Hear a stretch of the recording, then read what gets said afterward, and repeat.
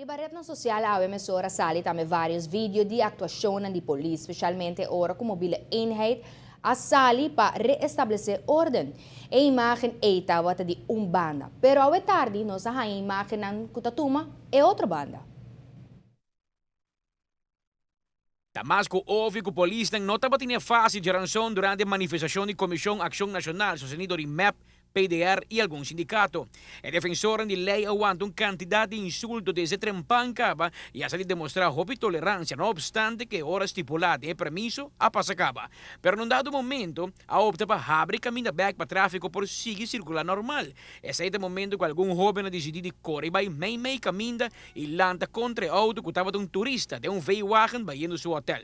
E no momento que a polícia não tem intenção de manifestador, quando decidiu de largar mobile eenheid sali e ruim op adiante. Assim mesmo, algum gente opta para rede de polícia, tirando com boter, com bleque, com pedra, etc., para qual me será usar força para pôr ordem.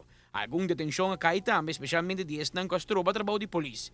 Claro que o direito de manifestação está sagrado, pero para bailar contra turistas em veículo cita passo muito low. Amita Patrick Pascal, para a TV, Canal 5. O policial a percurar para a câmara tur camina durante a manifestação para assim ter bom vista de Kiko tur está sucedendo, pero também para por identificar tur é sospechoso não envolver usando tecnologia moderna a logra detener tur é um que estroba polícia, tur é um que lanta contra o turista e também é um que cometer vandalismo no edifício de governo.